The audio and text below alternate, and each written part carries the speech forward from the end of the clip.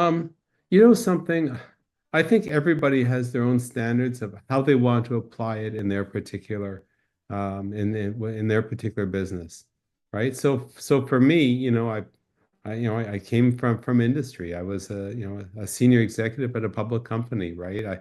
I had certain standards of what I expected from people that worked with us, and I feel that I need to sort of step up to it. I think you also any association worth its salt offers all kinds of opportunities for its members to level up, right? To learn more, and so that doesn't mean that everybody who's a member of an association actually takes advantage of those things. I'm actually a chartered financial analyst, a CFA.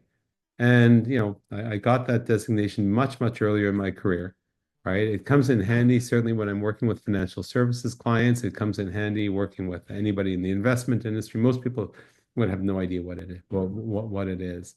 But I'm not involved intimately in that professional associations, the CFA um, association. Not at all, right? I get the newsletters, I read everything, I try and keep myself up to date on financial, you know, and portfolio management and analysis and all that kind of stuff. But I'm not engaged in that, right? The opportunity is offered to me, but I'm not taking up on it.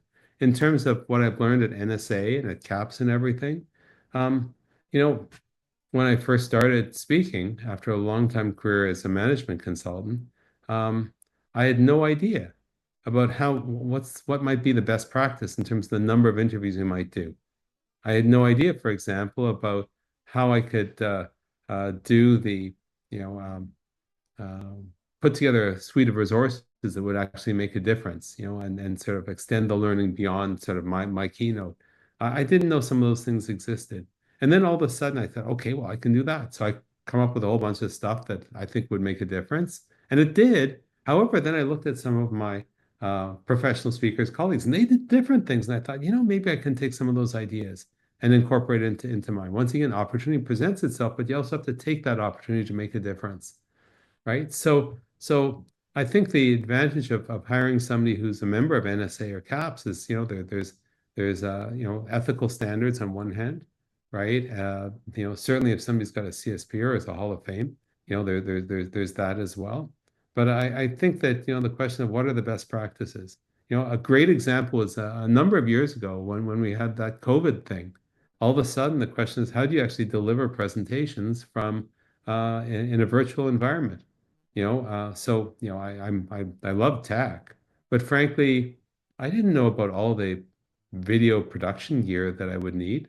I didn't know what kind of cameras and how many cameras and where they should be placed, and I could just grab over my mic right now and what kind of mic to get and different ways of engaging when you're on Zoom, or how to use a moderator or back channel person to help. Like all those kinds of things were actually new.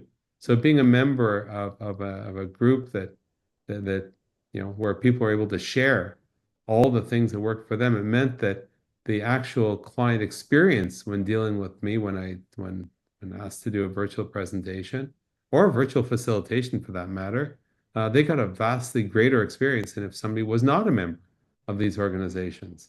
So, it's I think it's worthwhile, but once again, not everybody takes the opportunity once given them, right? Some people say, "Oh, that's a neat idea," but they never actually do it, right? And that's why due diligence with a prospective speaker is just so important.